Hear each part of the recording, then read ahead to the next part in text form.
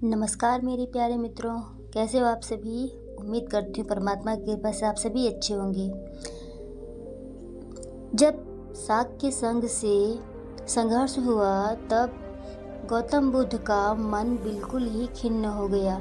इसके बाद ही उन्होंने गृह त्याग करने का निश्चय किया।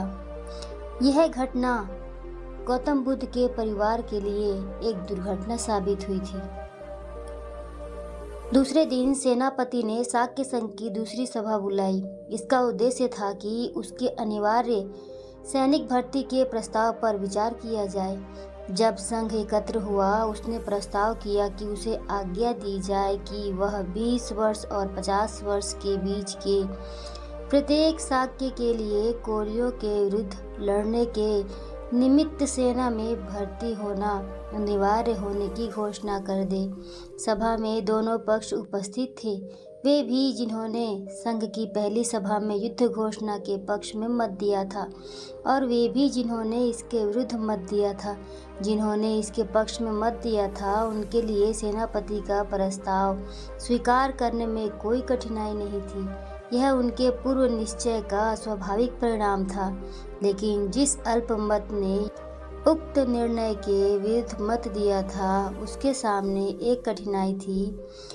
उसकी समस्या थी बहुत के आगे सर झुकाना अथवा नहीं झुकाना। अल्पमत का निश्चय था कि बहुमत के आगे सिर न झुकाया जाए। इसीलिए उन्होंने उस सभा में उपस्थित रहने का भी निर्णय किया। दुर्भाग्य से किसी में यह साहस नहीं था कि यही बात खुलकर कह सके। कदाचित वे बहुमत का विरोध करने के परिणामों से परिचित थे। जब सिद्धार्थ ने देखा कि उसके समर्थक मौन हैं, तो वह उठ खड़ा हुआ और उसने संघ को संबोधित करके कहा, मित्रों, आप जो चाहे कर सकते हैं। आपके साथ बहुमत है और मैं खेद के साथ यह कह रहा हूँ कि मैं अनिवार्य सैनिक भर्ती का विरोध करूँगा। मैं आपकी सेना में सम्मिलित नहीं होऊंगा। मैं युद्ध में भाग नहीं लूँगा। सिद्धार्थ गौतम को उत्तर देते हुए सेनापति ने कहा, उस शपथ की याद करो जो तुमने संघ का सदस्य बनते समय ग्रहण की थी। यदि तुम अपने दिए गए वचनों में से किसी एक का भी पालन न करोगे तो तुम सार्वजनिक निंदा के पात्र बनोगे। सिद्धार्थ का उत्तर था, निसंदेह मैंने अपने तन मन धन से शाक्यों के हितों की रक्षा करने का वचन दिया है, लेकिन मैं नहीं समझता कि यह युद्ध शाक्यों के हित में है। शाक्यों के हित के मुकाबले में सार्वजनिक निंदा का मेरे लिए कोई मूल्य नहीं। सिद्धार्थ ने संघ को इस बात की याद दिलाई और सावधान किया कि कोलियों से निरंतर झगड़ते रहने के कारण शाक्य संघ बहुत कुछ कौशल नरेश के हाथ का खिलौना बन गया है। इसकी कल्पना करना आसान है कि यह युद्ध शाक्य संघ को और भी अधिक दुर्बल बना देगा और इससे कौशल नरेश को एक और ऐसा अवसर मिल जाएगा कि वह शाक्य संघ के स्वातंत्र्य को और भी अधिक घटा दे। सेनापति को क्रोध आ गया। वह बोला, तुम्हारा यह भाषण कौशल तुम्हारे किसी काम न आएगा। तुम्हें संघ के बहुमत के सामने सिर झुकाना ही होगा। शायद तुम्हें इस बात का बहुत भरोसा है कि कौशल नरेश की अनुमति के बिना संघ अपनी आज्ञा की अवहेलना करने वाले को फांसी या देश से निकाल देने की सजा नहीं दे सकता। और यदि इनमें से कोई भी एक दंड तुम्हें दिया जाए तो कौशल नरेश इसकी अनुमति नहीं देगा। लेकिन याद रखो, संघ तुम्हें दूसरे अनेक तरीकों से दंडित कर सकता है। संघ तुम्हारे परिवार के सामाजिक बहिष्कार का निर्णय कर सकता है और संघ तुम्हारे परिवार के खेतों को जब्त कर सकता है। इसके लिए संघ को कौशल नरेश की अनुमति की आवश्यकता नहीं होगी। सिद्धार्थ ने समझ लिया कि यदि उसने कोलियों के विरुद्ध युद्ध घोषणा करने के प्रस्ताव का अपना विरोध जारी रखा तो उसके क्या क्या दुष्परिणाम हो सकते हैं। इसलिए वह 3 बातों में से एक का चुनाव कर सकता था। पहली बात, सेना में भर्ती होकर युद्ध में भाग ले सकता था। फांसी पर लटकना या देश से निकाल दिए जाना स्वीकार कर सकता था। अपने परिवार के लोगों का सामाजिक बहिष्कार और उनके खेतों के जब्ती के लिए राजी हो सकता था। ये बात वह किसी भी हालत में स्वीकार नहीं कर सकता था। वह इस विषय में दृढ़ था। तीसरी बात पर तो वह विचार तक न कर सकता था। इस परिस्थिति में उसने सोचा कि उसके लिए दूसरी बात ही सर्वाधिक मान्य हो सकती है। उसके पश्चात सिद्धार्थ ने संघ को संबोधित किया, कृपया मेरे परिवार को दंडित ना करें, सामाजिक बहिष्कार द्वारा उन्हें कष्ट ना दें, उनके खेत जब्त करके उन्हें जीविका विहीन ना करें।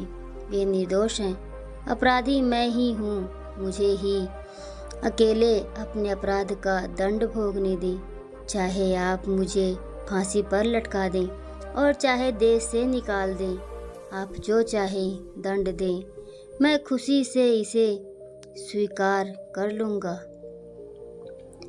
और इस बात का वचन देता हूँ कि मैं इसकी शिकायत कौशल नरेश से नहीं करूँगा।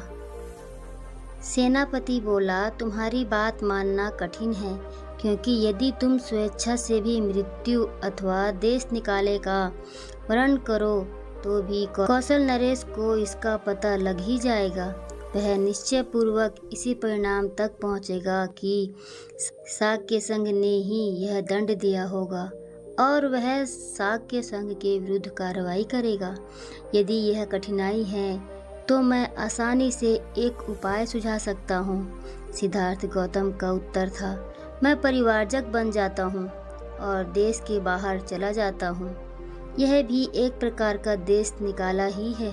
सेनापति ने सोचा कि यह एक अच्छा सुझाव है, किंतु उसे इसके कार्य रूप में परिणत होने में संदेह था। इसलिए सेनापति ने सिद्धार्थ से पूछा, बिना अपने माता पिता और पत्नी की अनुज्ञा के तुम परिवारजक कैसे बन सकते हो? सिद्धार्थ ने उसे विश्वास दिलाया कि वह भरसक अनुमति प्राप्त करने का प्रयत्न करेगा और कहा, मैं वचन देता हूँ कि चाहे अनुमति मिले चाहे ना मिले, मैं तुरंत देश छोड़ दूंगा। संघ को लगा कि सिद्धार्थ का सुझाव ही इस विकट समस्या का सर्वश्रेष्ठ हल है। संघ ने इसे स्वीकार कर लिया। सभा के सम्मुख जो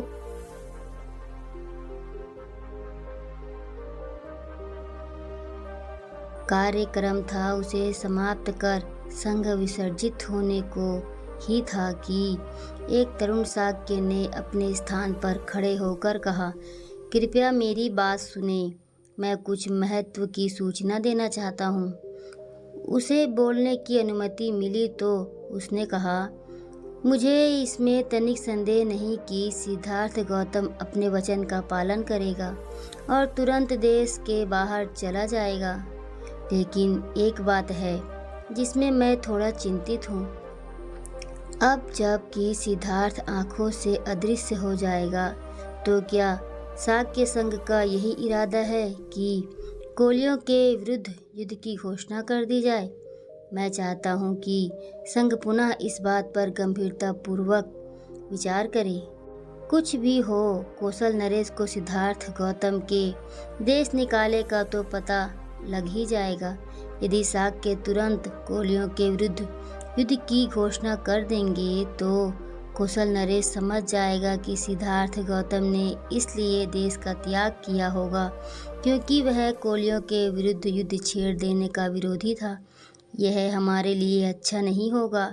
इसलिए मेरा प्रस्ताव है कि हमें सिद्धार्थ गौतम को गृह त्याग और कोलियों के विरुद्ध वास्तविक युद्ध छेड़ देने के बीच कुछ समय को यूं ही गुजार देना चाहिए, अन्यथा कौशल नरेश इन दोनों घटनाओं में संबंध स्थापित कर लेगा। संघ को लगा कि निश्चय से यह बात महत्वपूर्ण है कि नीति की दृष्टि से यह मान ली जाए। इस प्रकार शाक्य संघ की यह दुखांत सभा समाप्त हुई और उस अल्पमत ने भी जो युद्ध का विरोधी था किंतु जिसमें अपनी बात साफ साफ कहने का साहस न था, संतोष की सांस ली। एक अत्यंत भयानक स्थिति से किसी न किसी तरह पार हो गए।